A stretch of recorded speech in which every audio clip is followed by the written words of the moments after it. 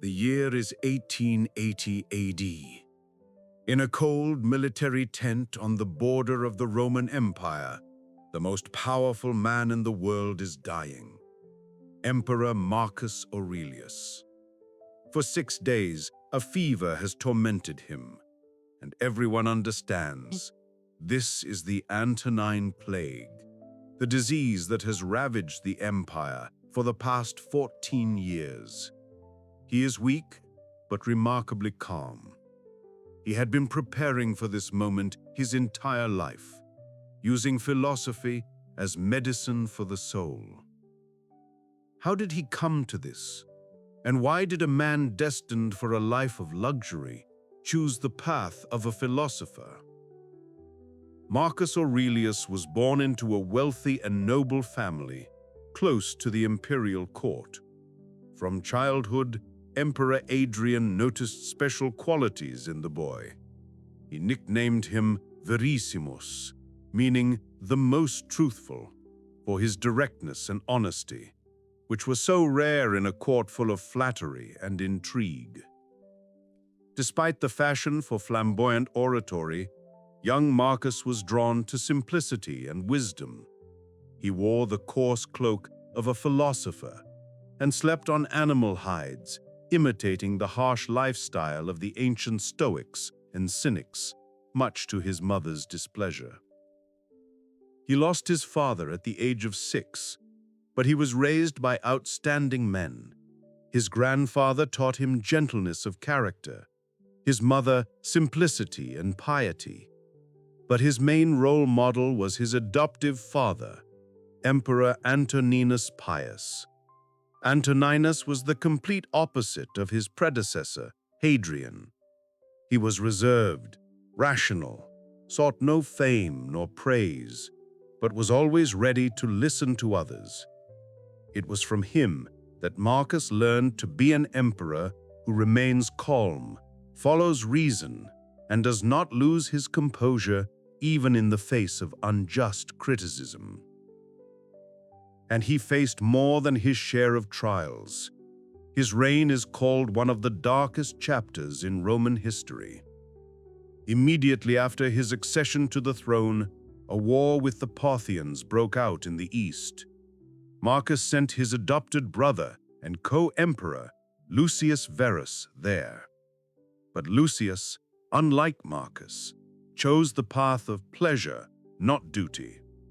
While the generals fought battles, he indulged in feasts, hunting, and debauchery.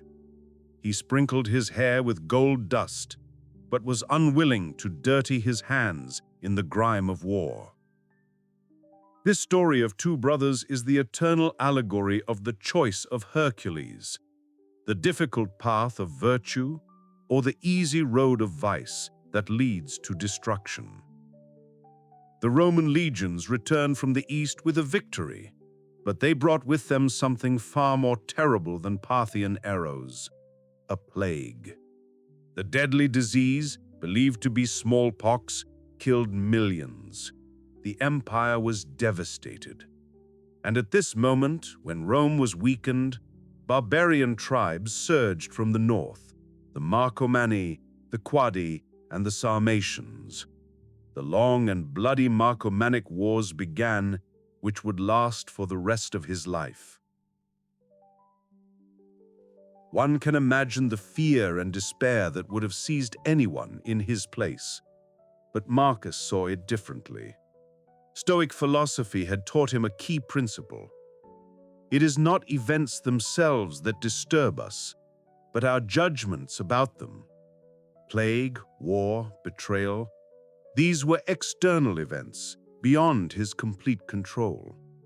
But how he reacted to them, with wisdom, courage, and justice, was entirely within his power. He did not say, "This is a catastrophe." He told himself, "This was to be expected." As if that weren't enough, in the midst of the war, he was betrayed by his most trusted general in the East, Gaius Avidius Cassius. Hearing a false rumor of Marcus's death, he proclaimed himself emperor. This was the threat of a civil war, that could have finally fractured and destroyed the empire. The soldiers in the north were furious, ready to tear the traitor apart, but Marcus's reaction stunned everyone. In his speech to the legions, he showed not a hint of anger. He said he felt sorry for Cassius because he was misguided. The Stoics believed that no one does wrong willingly. People act wildly out of ignorance, not malice. For Marcus, this betrayal was not a reason for revenge, but an opportunity to show the greatest virtue, mercy. He promised to forgive all the rebels and even Cassius himself if he came to him. He wanted to show the world that even a civil war could be resolved with dignity.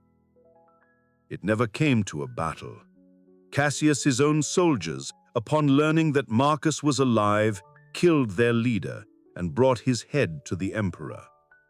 Marcus refused to look at it and ordered it to be buried with honors. He kept his word. None of Cassius's family or supporters were executed. His entire life was a test of his philosophy's resilience. He suffered from chronic pain, but perceived it merely as a rough sensation in the flesh, separating it from his mind. He lost 13 of his 14 children, but learned to accept it as the will of nature, which takes back what it has only lent. In his famous Meditations, which he wrote for himself in a military camp, he reminded himself of these principles again and again.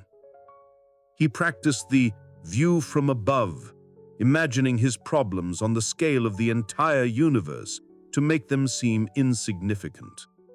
He contemplated death not as a tragedy, but as a natural process, a return to nature. And so, in his final hour, he was ready. He calmly said goodbye to his friends, gave his last instructions to his son Commodus, and departed from life with these words to the officer of the guard: "Go to the rising sun, for I am already setting." Marcus Aurelius did not seek power, but accepted it as a duty. He did not enjoy war, but became one of the most resilient commanders. He was not naturally flawless, but strived for wisdom his entire life.